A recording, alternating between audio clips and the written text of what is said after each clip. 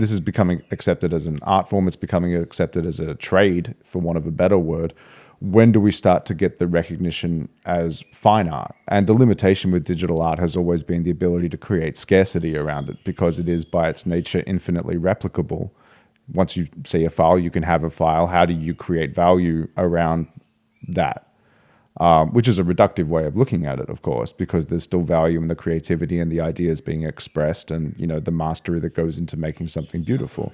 But there is the natural human inclination of wanting to own something rare and unusual and have that sovereignty over it, and that's been an uphill battle for digital art that NFTs in a way tried to solve, in a way solved, but didn't the whole way solve.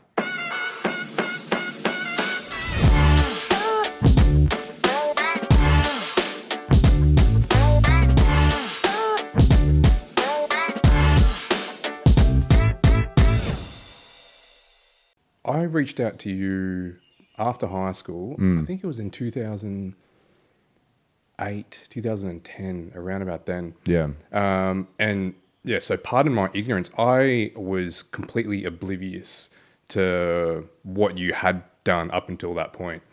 And I can't remember who it was. Yeah, that said, hey, you seen what Justin's been up to? I'm like, no idea. Then I Googled it. And then yeah, and I think at that point you were maybe in New York, and I think you had maybe just recently had exhibited. Yeah, that sounds about right. I got to New York 2009, and I had a couple shows out there. I had a couple gallery shows here as well. In Melbourne? Yeah. Okay, whereabouts? McCulloch Gallery. It was in the city. Yeah. They were fun experiences. You learn a lot from gallery shows. Yeah. No way to make a living, but good fun. I was naive doing my first couple of shows. I put all of my early work into, the online digital art world. And then I wanted that stamp of legitimacy, so I took the opportunities I had to have physical exhibitions in the fine art space. But I hadn't done any of the work towards, developing a collector base or anything like that who would be actually interested in purchasing, fine art reproductions of the work. So it was still a great experience, in producing a cogent body of work designed to be exhibited and displayed in people's homes. But, I was very young, and it was my ignorance in not realizing that a huge part of succeeding in that particular space is building that collector base and establishing those relationships and getting people invested in having your work and invested in you as an artist. So I felt like it just wasn't really something for me.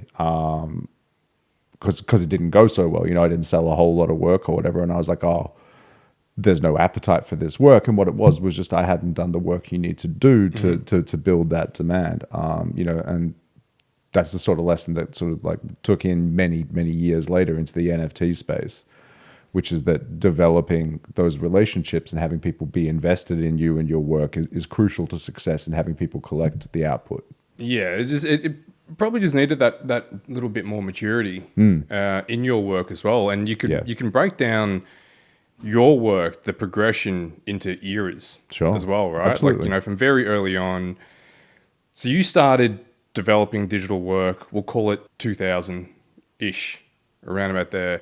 Very pioneering in forming what digital art should be.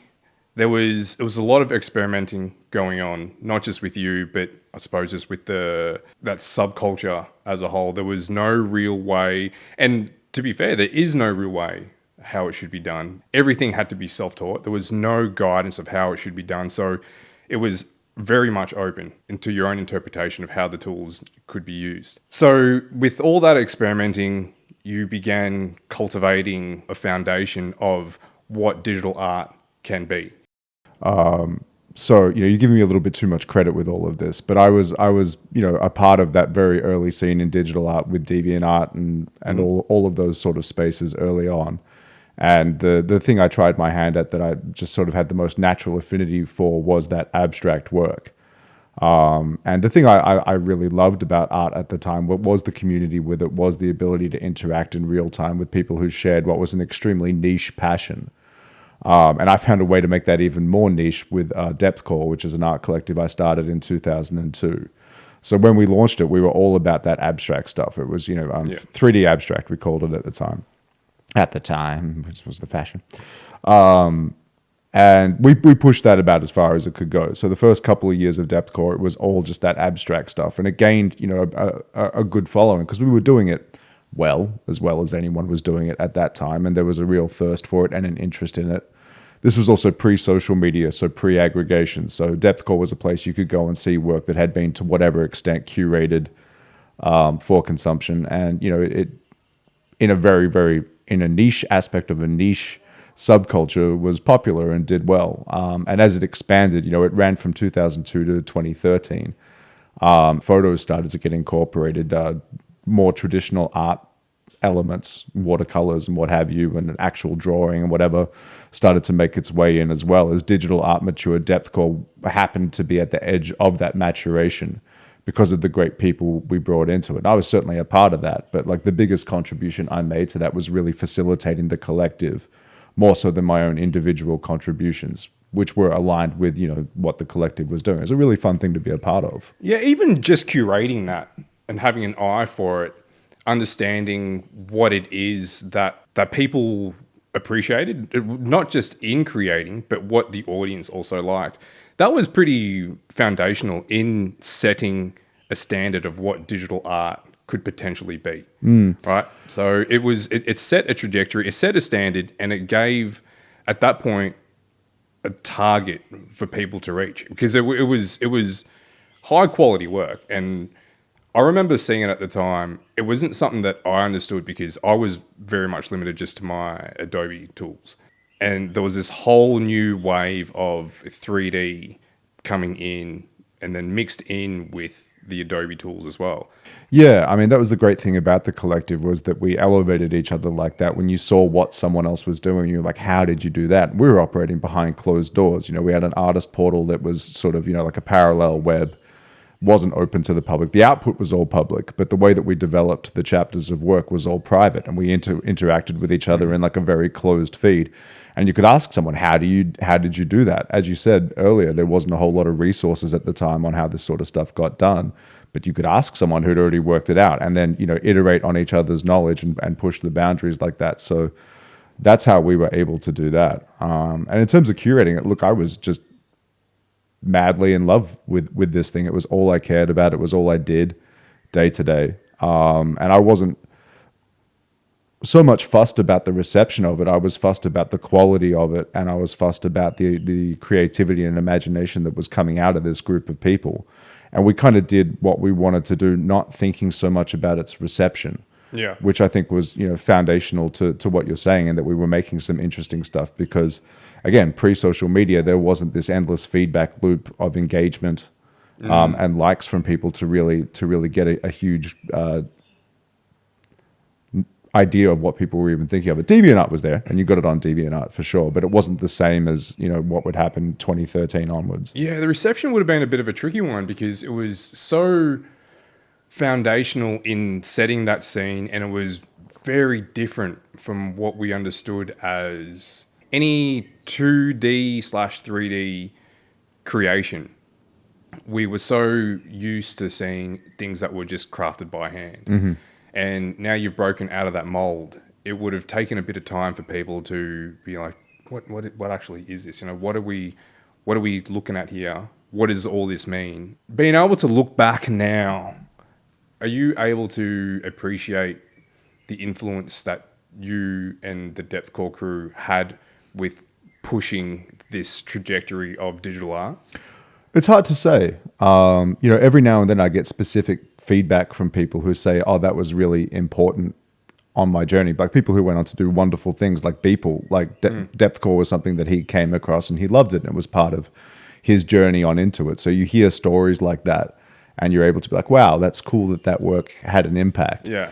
But it's not something easy to gauge. I know what we did, but having a full idea of its impact is difficult. What you guys were been working on was something, because it just hadn't been seen, hadn't been understood.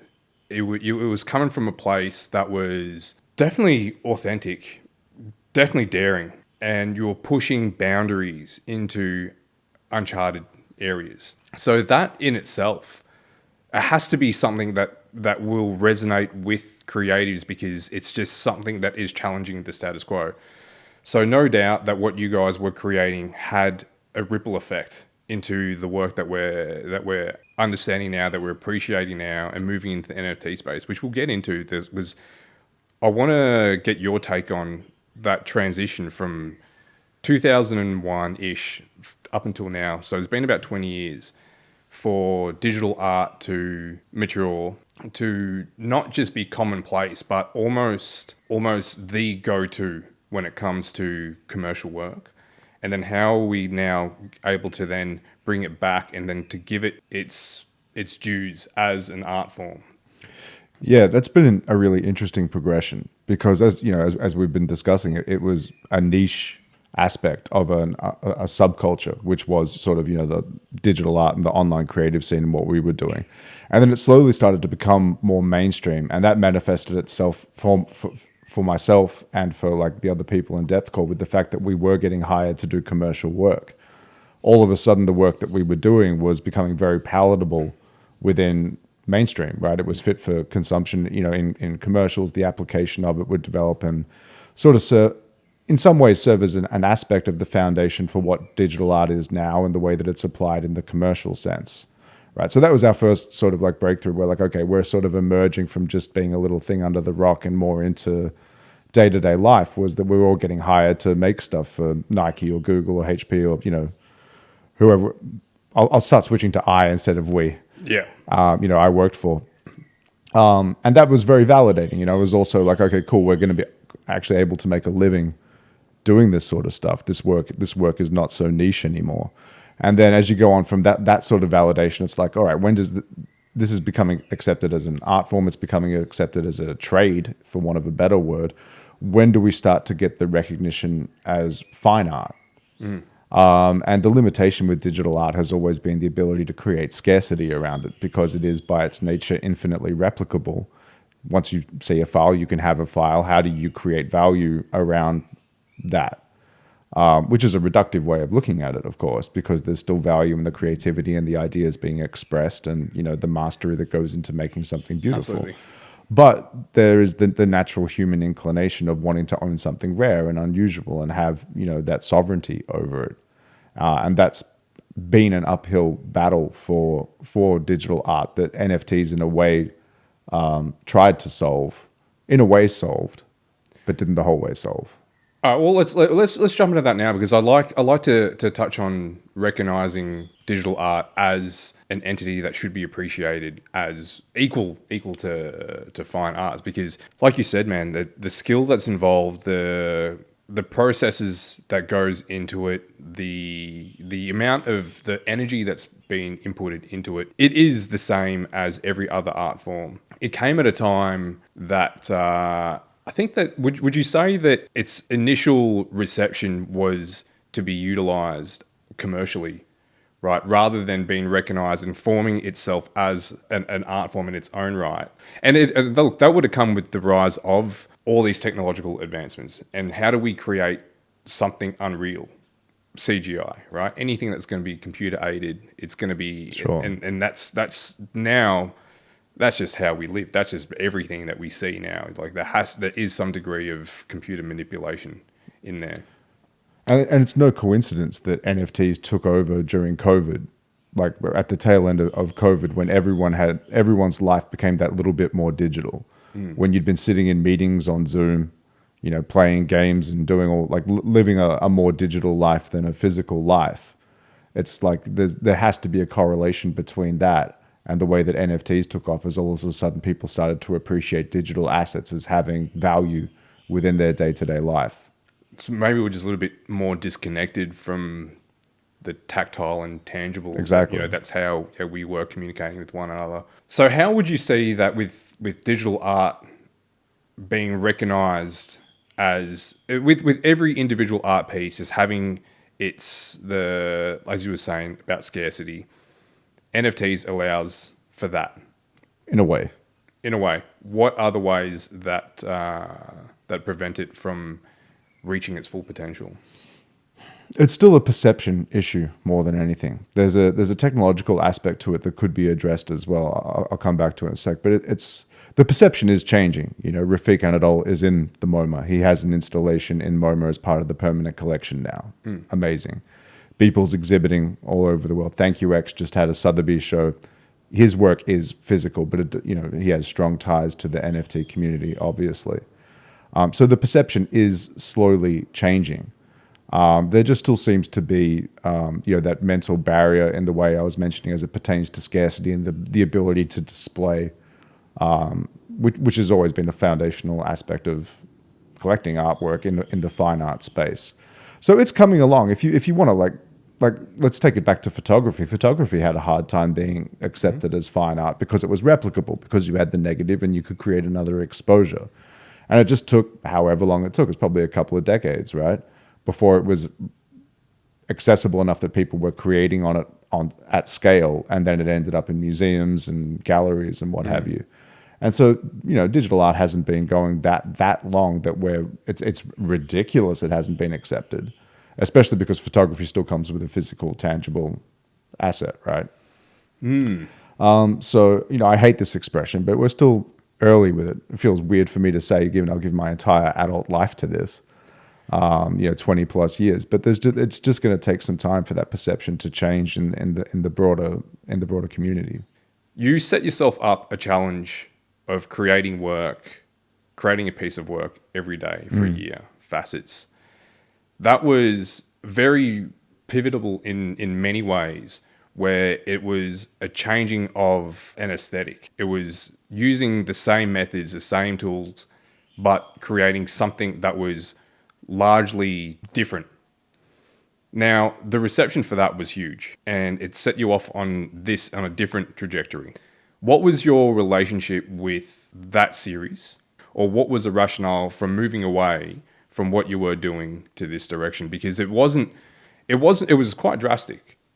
Absolutely. So, I started freelancing full time around 2005. And I started to, get work coming in. I was working for DC Shoes. I wrote for a whole lot of magazines. I can't even remember who else I worked for in that period, but work was coming in.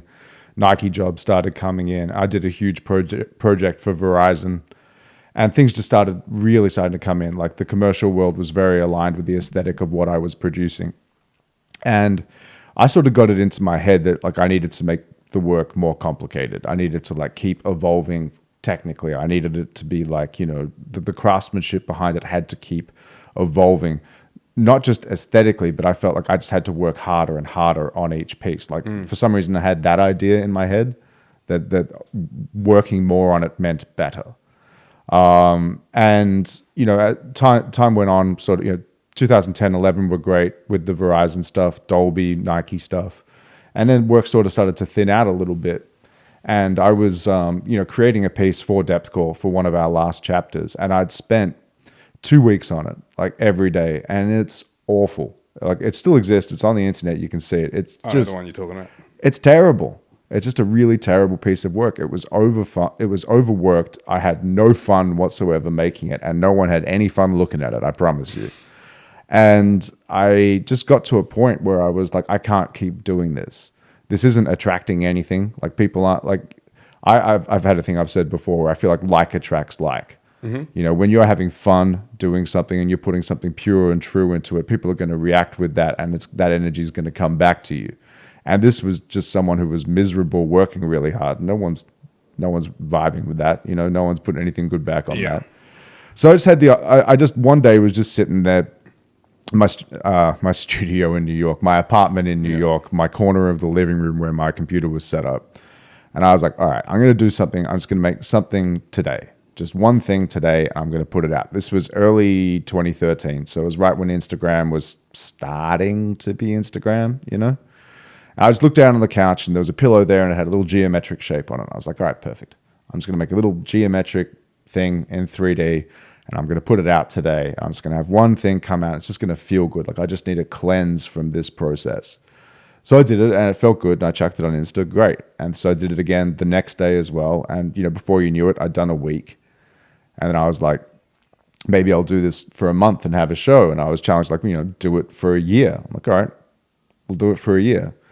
And it was really freeing. You know, I didn't have a whole lot of client work coming in because, you know, I'd had commercial work. I find is always a year behind personal work. Like whatever you're making, it usually takes a year for the commercial world to catch up onto it and want to sell it into a campaign, which was very much my focus at the time. I was making a living as a commercial artist. I wasn't trying to make it as a fine artist or do anything like that. I just wanted to make a living doing what I knew how to do using my one marketable skill.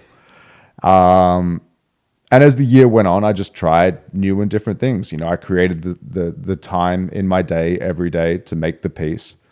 I've always felt, you know, people fetishize inspiration. I think when you're an artist, if you're any kind of creative person, musician, writer, whatever, I think the most important thing you can do is just create the time, dedicated time to create and let your imagination run free. And, you know, the things that inspire you in life will come out naturally through that. You don't need to, you know, have the greatest magazines, go to every single show, you know, try and hunt inspiration. Yeah, I agree, man. You need to feed your imagination. You can't just stare at the wall all day, but it'll come out, and it'll especially come out if you give yourself these blocks of time where your only purpose is to play and to let the imagination out. And to give yourself that freedom in terms of time, but just to allow yourself to do it as well. Yeah. Just to remove whatever the boundaries, whatever the shackles are. And once it becomes forced, then that's when the blocks come out. And I think it's a lot of just, you know, being kinder to yourself and just giving you that space, giving your creativity that room to breathe. And you gave yourself a year to do that. So with that series with Facets, that was, and you mentioned that it takes a year for commercial to catch up to the work that you're putting out. That one in particular, that range, it really did set off a whole new trajectory in an aesthetic across the whole digital art spectrum, right? That it was something that was commercially viable, of course, but it was also something that simple enough to be replicated. And I think that's what brought other artists into then looking at your work, exploring, trying to understand how you did it, and then borrowing that inspiration, sometimes beyond inspiration, and almost just copying it directly. Like, let's be honest. Look, again, I think you're giving me too much credit. I really like this. I could listen to this all day. I was early with that geometric style for sure. And when I started making it, I hadn't really seen it anywhere else a whole lot, but I can't just lay claim to it. But what did happen was that that Facets project had a huge amount of exposure because it was adopted by the YouTube community. So a lot of guys like MKBHD, Unbox Therapy, Austin Evans started using that work in their reviews of tech. So the artwork I was creating would be their mobile phone wallpaper if they were reviewing a phone or a desktop. And, you know, once I saw them started to do that, I sent them out prints to decorate their studios and whatever. And that work started to gain a much broader audience as it was seen in application, you know, through these other channels. And you're right, the work was a lot simpler than stuff I'd done before, and it was a lot just more friendly to the eyes. And because it was simple, people had an easier time sort of like taking the seed of it and exploring it in their own way. And now that low poly geometric style is just a pretty common one. You know, everyone listening to this will have seen it somewhere. I wouldn't say it originated from Facets, but Facets was certainly one of the earlier explorations into it at any kind of scope, because I used that to create a whole lot of work within that collection. And that collection was then really broadly seen. And you're right, shortly after that, well, within about a year of me starting to do that, the project started coming in. I got to do some really fun stuff utilizing that style for Gatorade, Star Wars, a whole lot of like great projects. Yeah, timing's a big one, man. And timing is everything. And timing and luck are not too far removed. Yeah, 100%. And with yours, you can see that how much timing was critical in your progression. With Facets, very different take on the work. Came up at a time when Instagram was then starting to find its way as well. So having those two meet at a juncture helped you really launch yourself as a person of note within this space. So, with that in mind, man, like I think that you're probably not giving yourself the enough credit in recognizing the influence that you've had in the digital art space. Look, one thing I've done a good job of is just being around. Yeah. So that when these opportunities have come along, like however you want to look at it, from when commercial work started or from when social media became the huge catalyst and all that sort of stuff into the NFT thing, I've been here the whole time. I never went anywhere. And I've always just loved creating and loved making art. And I've always tried to push myself to make new things. So I think that, what's the saying? Luck is when opportunity meets timing, something like that. No, preparation meets opportunity is what it is. Good one. Edit that, please. Make me sound smart.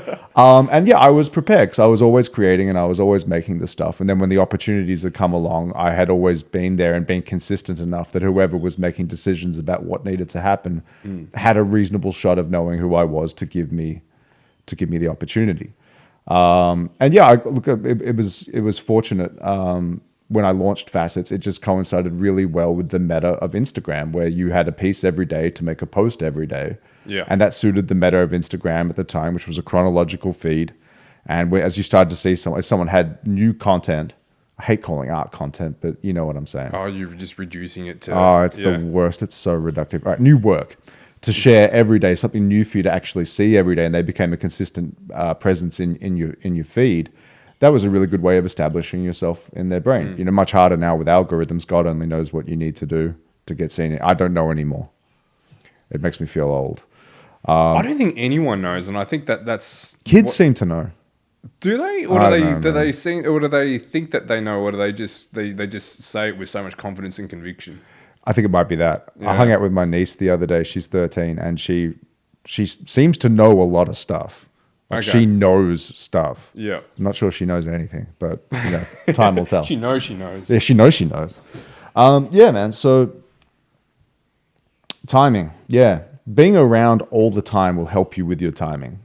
And what that really is being consistent, If you love something, being there for it, paying attention to it, having passion enough to not just be creating, but also to see what's going on around you, and also to be interested in what other people are doing, interested in helping other people succeed.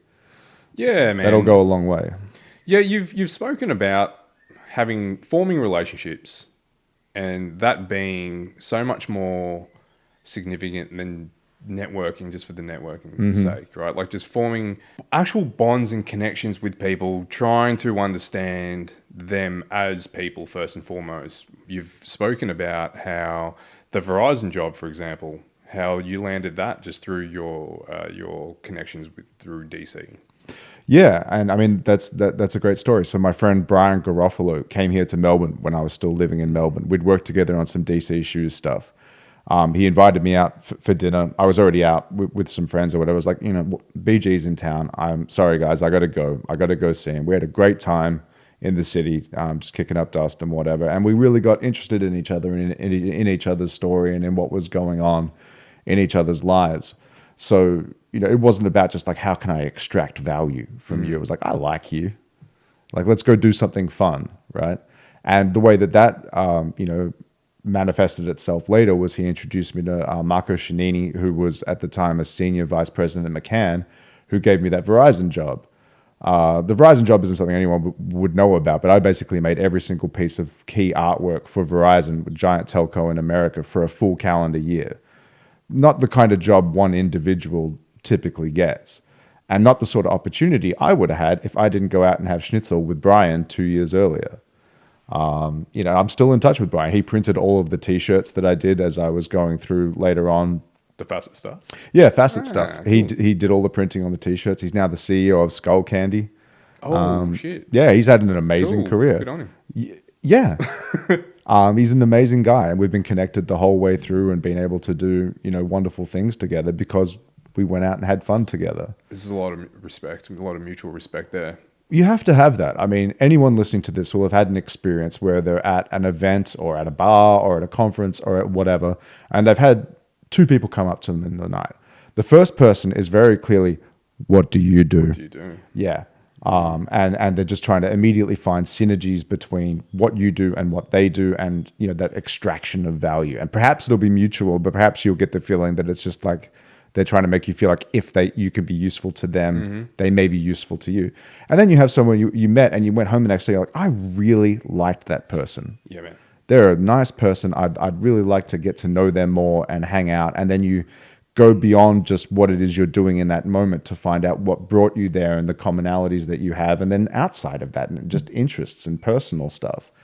And that's always going to take you so much further. And that's the difference between building relationships and networking.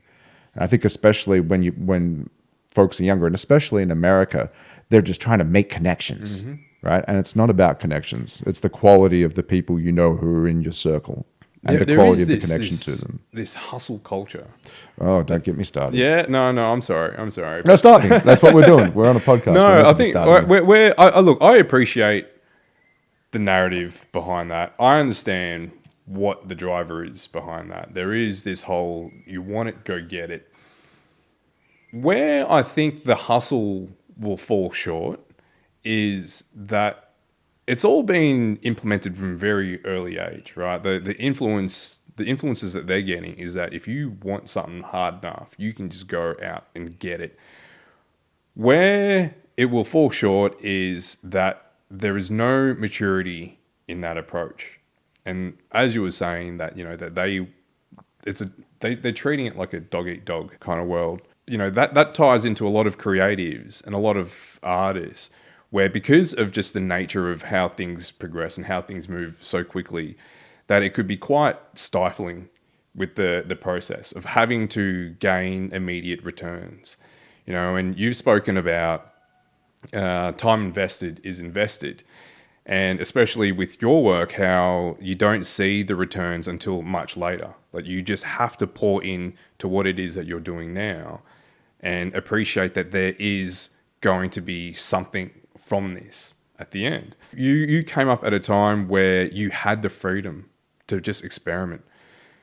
Now, with that freedom to experiment, was there any reservation with how you should be conducting yourself and your work? Because there was no precedence set for you. You carved out your path, but being at the foundations of digital art, there was nothing to say that this is going to work.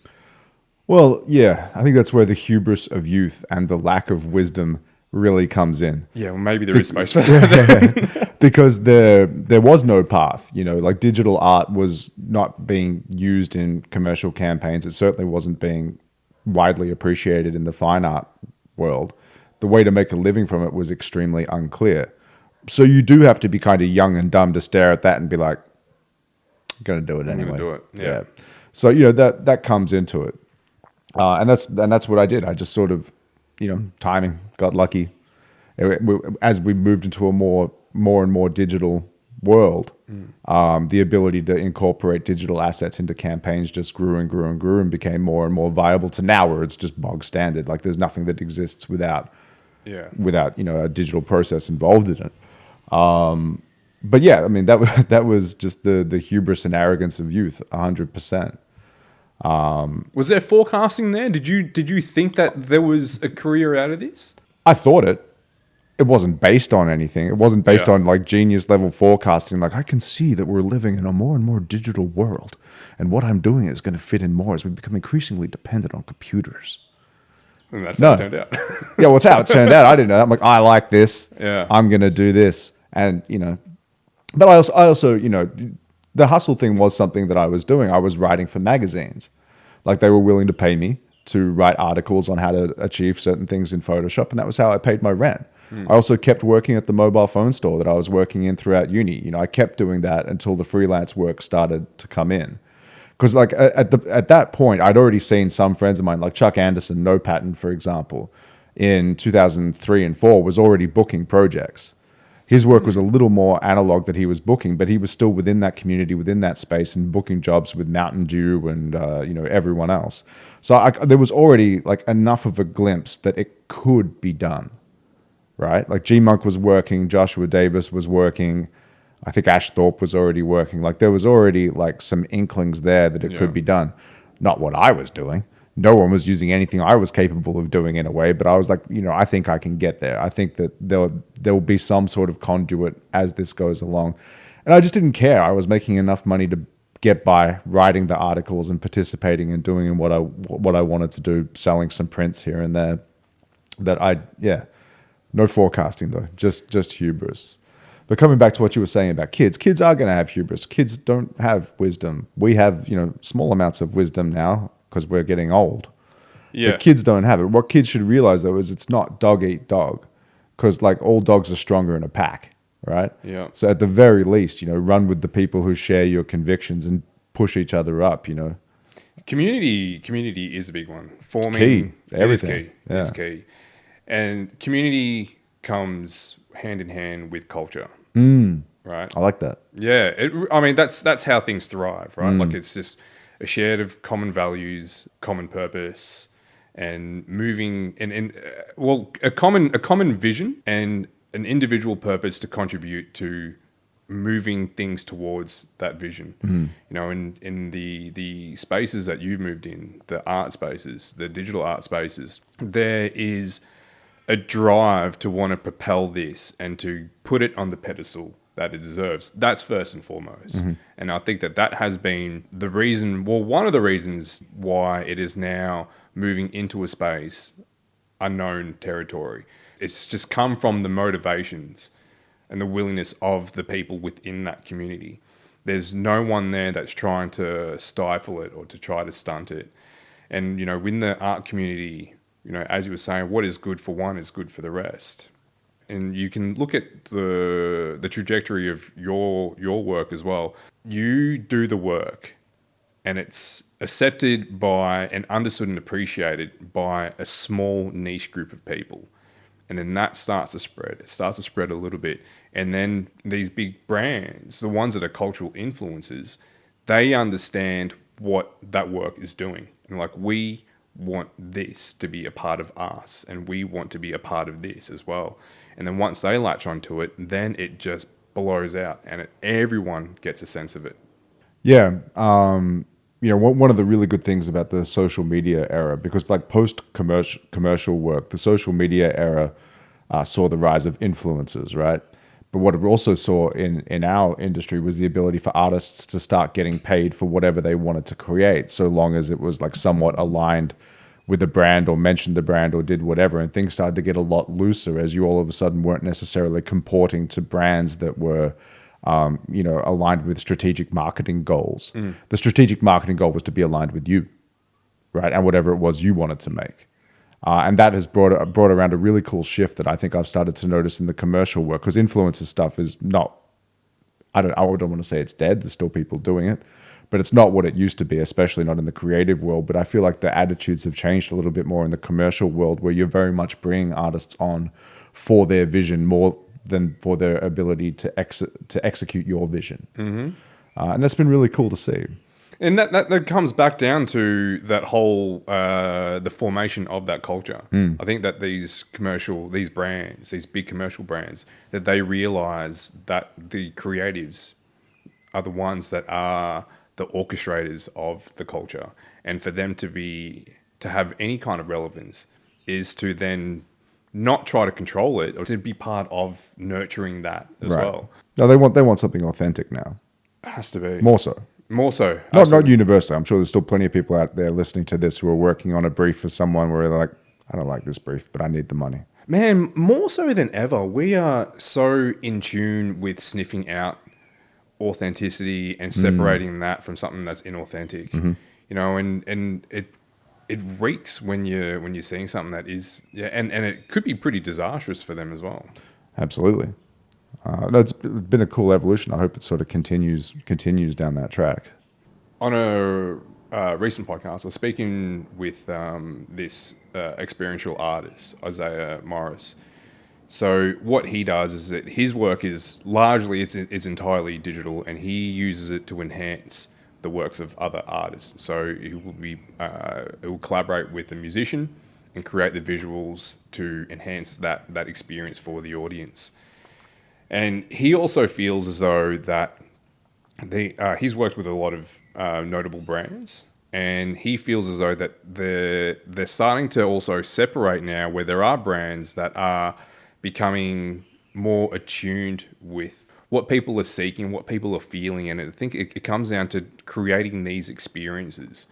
And I think, with the work that you do, there is a way of, it's creating a type of experience that is separate from how we've appreciated and understood art. It does move in, and it can lean into the fine art space and to commercial space, and it can be very fluid in that. So it's very hard to discern what is the fine art component of it versus the commercial, where it's almost now just, as we've touched on, it's everywhere. It's permeated everywhere, that it is almost everything that we absorb and everything that we're tuned into. I feel like we're at an inflection point with that as well, where you can go to a gallery and see digital work on a screen and be just as mesmerized by it as the pigment on canvas, in the next room or whatever. People, I think, are becoming more and more attuned to the idea of seeing a digital piece in the correct context, right? Yeah. And thinking this is fine art. And I'm thinking that we're at an inflection point where that'll be true in people's homes as well, where digital art will start to have a bigger and more prominent place in the home. Because there's no reason, if you're dealing with a product that's been designed correctly, curated correctly, with the intentionality of it existing in a house, that you couldn't have digital work in your house the same way you have paintings and posters and prints in your house. So I think we're really on the precipice of that. With the creation of digital work, how much consideration is given to that output? Like, as in, say a film director, they would be very specific with the film type and creating the work specifically for cinema, as opposed to being consumed at home on a TV. What are the considerations that you give to creating the artwork? So, to date, I would say that myself and many artists in the digital space have been creating, very much thinking about how it's going to be consumed. And how it's going to be consumed is on screens. You want it to pop if it's on a phone, and you want it to have more detail if someone's looking at it on their PC. And ideally, you want to have a piece that if you're creating for it, or if someone sees it, can be exhibited in a gallery as well. I don't think a whole lot of artists are giving thought to formatting their work for home, because there, to date, hasn't been a great way to bring it into people's houses. It's not something that's hit the mainstream, and it's not something that is being executed against with intention. Could change in the near future if the right thing is built. Digital frames. Digital frames is a good one. I know, for example, with like Samsung TVs, they have their art TVs, where it is just a series of oddly oil paintings being represented. Yeah. Pay $20 for some Van Goghs. Yeah. I'm excited for a world where we have those screens and we're displaying work that is native to the format. That makes a lot of sense, man. And it gives people that freedom to also showcase all the different works that they have collected, change up. And actually, you know what? Having a piece of work to be accompanied by other creative outputs like music, and to be able to create this experience and this feeling within the home space. I think that there's an opportunity there to be able to then incorporate a whole bunch of different, what would I even call it? I guess just formulating an experience that you want to have in your house. Yeah, I think there'll be some really, like, you can already see it with, like, have you ever seen the hue lights? You can change the color and the brightness and whatever. Yeah, so that with a screen that is playing artwork against, a playlist that you put together to really curate a mood in your house. Why wouldn't we be going that way? Multi-sensory type experience. Yeah. It'd be fun, right? Yeah. I think so. That should be, man, I see that as a big step in, and that will be something that's going to be propagating and promoting NFTs. Well, I think it'll be propagating and promoting digital art. Digital art, yeah. The question, so, I started doing NFTs. I started my first collection at the end of 2020 going into 21. So towards the not towards the start really. They really kicked off a lot earlier than that. But right when it like became a big cultural inflection point was when my first collection came out. And there was a period of time there where NFTs were being treated and valued like fine art within a small community, within people who had the savvy to set up a wallet, get into the crypto space, understand what an NFT is, and start to see the value of digital assets. So NFTs did a great job of taking the first steps along that path to allow to create a version of scarcity with the tokens. Files themselves are not scarce, right? The files are still accessible, but the tokens, the minting of the tokens, you've created scarcity and ownership with that, which is an important step. But as we've seen, the last couple of years, the NFT market is so closely tied with the crypto market that we haven't necessarily created this new perception and valuation of the artwork as fine art. We've created a new asset class within the crypto sphere that is still very tied to crypto. So it's done an interesting first step in taking digital art to this place where it can be traded, valued, and collected like fine art. But it hasn't, if it's that closely tied to the crypto market, it hasn't really done it yet. You know what I mean? It hasn't brought fine art into its own. It's not its own. It's still very linked, inextricably linked. And there are a lot of barriers.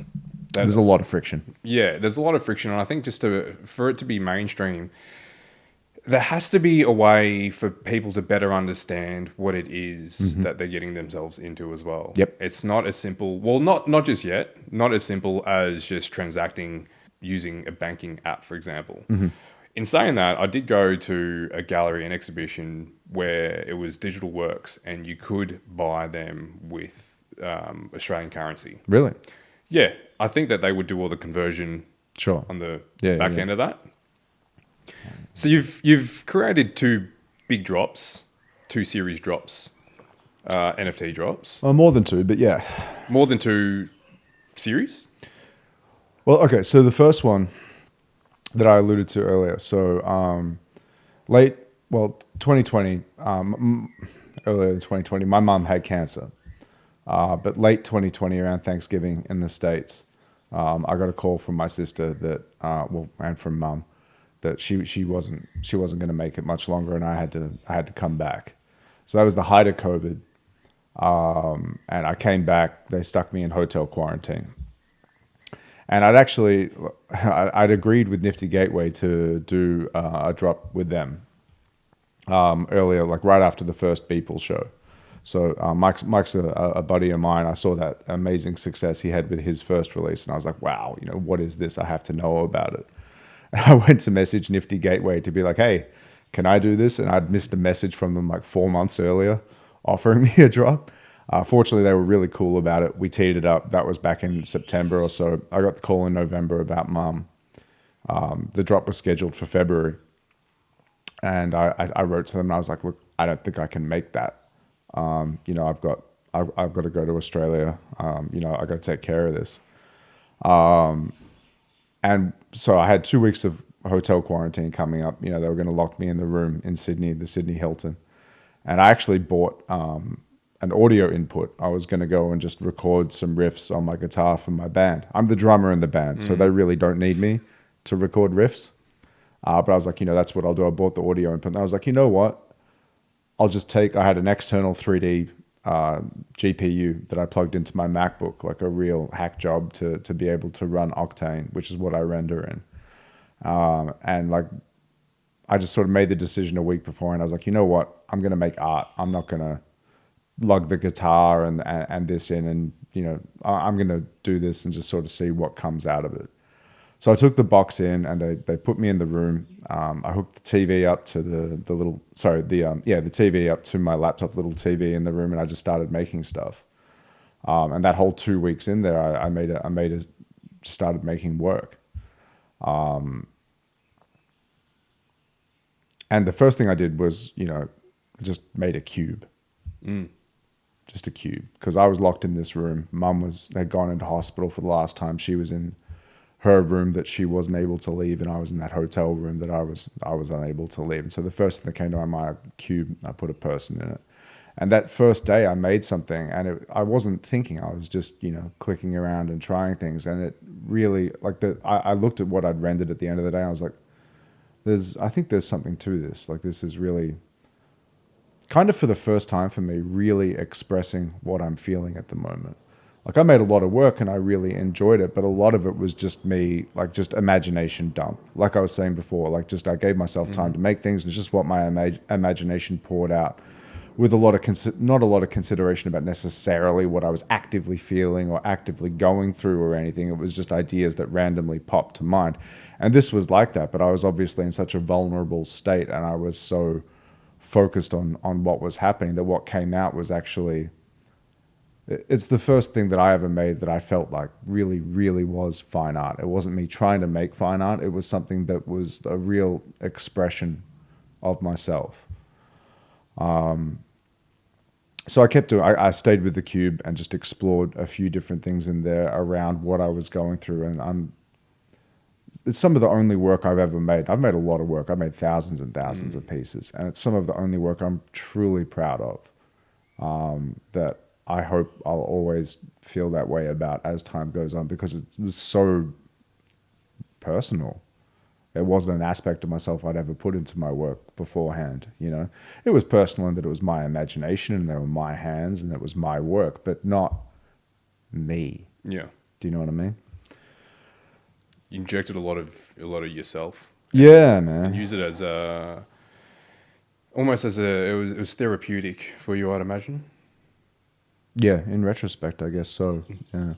Yeah. So I'd made like 3 of the pieces. I was on the 42nd floor of the Hilton, looking out over Sydney. And my mum called me and she said, Jazz, I don't think I'm going to make it till you get out. I was only 5 days in. It was still 9 days before they were going to let me out to go up to Queensland, where she was at the time. And I said, you do your best, Mum, like whatever you can do, I hung up the phone with her and I was obviously pretty shaken.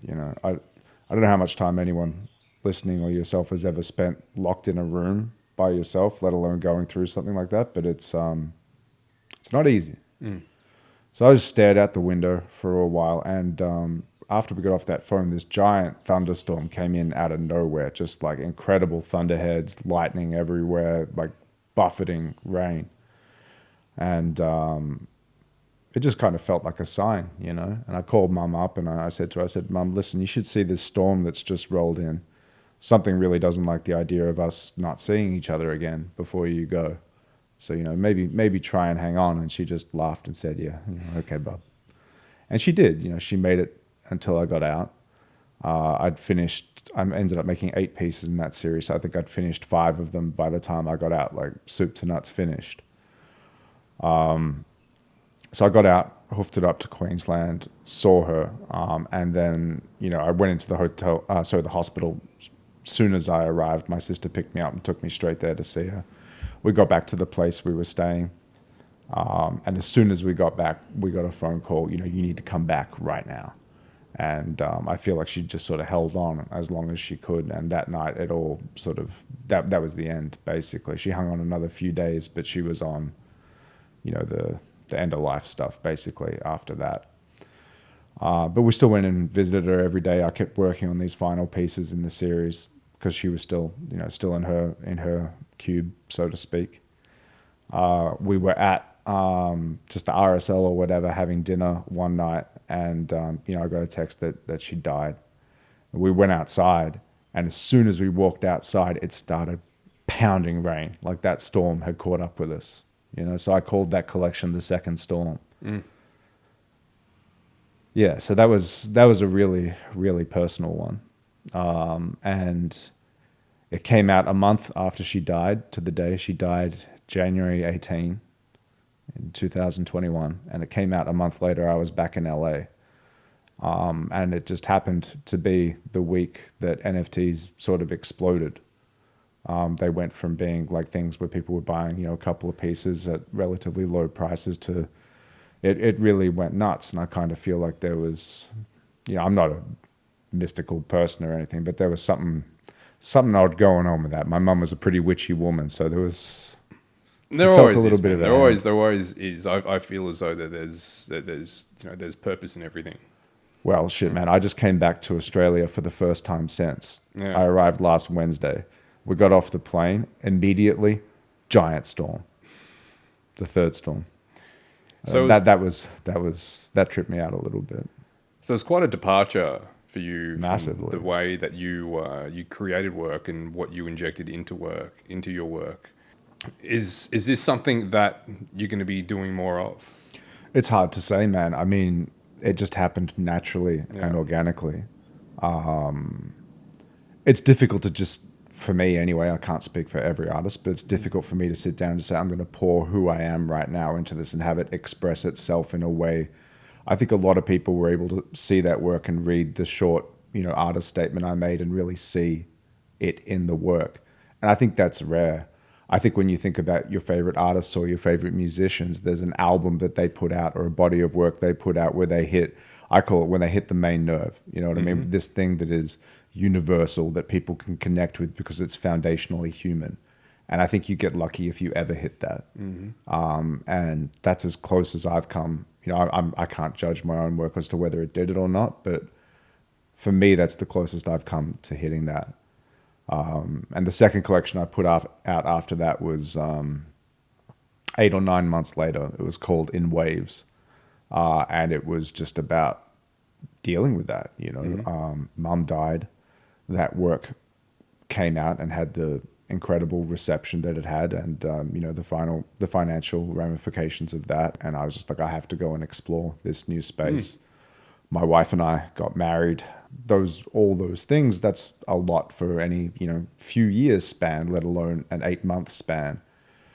And also, just dealing with grief like that. I've never lost anyone that close to me. I hope it's a long time before I ever lose anyone that close to me again. But that second collection, I tried to explore it again, explore the process of grief through the work. It's not for me to say whether I did a good job of it, but I felt the same kind of way about the work. Then that in itself, that is doing it well. I think that if you're able to then get out of the work or have the work get out of you what it needed to, then there's really not much else to it. No, you're right. There's however you want to define success. If something did for you what you wanted it to do, then if you can be happy with that and call that successful, that's a good thing. Yeah. And then move from there, man. Then the most recent drop that you had was a very much a complete change of pace and a change of tone, collaborating with the Diesel. Oh yeah, the Shaq, the Shaq project. Yeah, so that was right around the same time as In Waves. I had the opportunity from Nick Rose and the Eternity crew to he showed me a few athletes who were interested in doing a collaboration NFT project, and I looked at the list and I just went Shaq. Yeah. He was like, "What about?" I said Shaq. And it worked out, man. And that was super fun. I mean, I'm not necessarily putting a whole bunch of myself, like we were just talking about with those other collections, into that. But it was a real thrill for me. I've been an NBA junkie since I was a kid. I read the Shaq autobiography. He wrote an autobiography his first year. Yeah, that's some hubris right there. It's like, I've got a story to tell already. My first year in the league. Like, I read that religiously when I was a kid. And that was awesome. That was fun. Like, that was... After so much heavy stuff and like the therapeutic work, to just be able to collaborate with him on that, celebrate these, huge moments in a dominant career, bring my love of like trading cards and whatever into, a fine art kind of a realm, and then like put that out. That was super fun. Got to go to Vegas and hang out with him for the day and, film the videos that we produced and whatever. That was a real like life highlight. Man. He was great. I've got awesome Shaq stories out of that. There was a dinner as well. Because I know that the final piece that it was that went to auction. The one of one came with a reward where you got to have dinner with Shaq and I. So we're still trying to schedule that. Oh, the original winner gifted it to someone else. We had it on the card. Someone got COVID, and it may not be immediately clear, but Shaq has a busy schedule. So I'm looking forward to that as much as the winner is, I bet, because I just get to hang out with Shaqy again. Because yeah, we had a real good time. Like we got on really well. Far out, man. Yeah, there's some great stories from that I'm not telling on a podcast, but like, Nah, man, I understand it was that. awesome. Now I have actually had one since, the biggest one of them all actually, which was so after 2021, where all three of those projects we just discussed came out. I took a little bit of a break at the end. I went out to Joshua Tree with my wife. We rented a cool house out there, and I was just sitting around with a notebook thinking about what I wanted to do. And what I ended up doing was actually revisiting the Facets project. Cool. And I designed I collaborated with Manifold, who are an incredible company, just a wonderful collaborative partner, to build out this thing. We had a whole lot of mechanics that had never been done. We were the first people to launch collector editioning, where basically like if you own a one of one, you can burn it into 10 one of 10s. Mm-hmm. So we did that. Transient did it with their Shatter contract that a lot of people have used since, and they branded it a lot better than I did. I came up with collector editioning. They came up with Shatter, and Shatter is so cool and would have worked so well with Facets. It does actually. I really missed it. But no, look, we built a huge project, some great stuff in there, which is ongoing.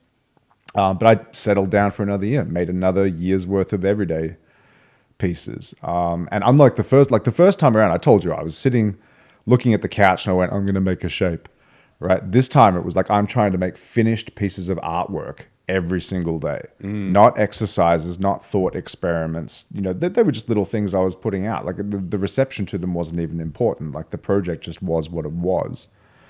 Whereas this time people had collected the pieces, you know, we had the mint of it and whatever, and people owned them, and I felt like there were stakes on it.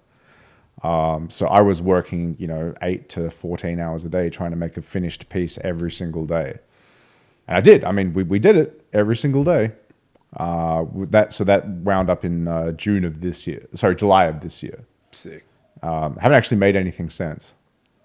Yeah. I burned out a little bit on that one. The first one I was energized after because I'd just been doing like little 2 to 8 hour chippies every day.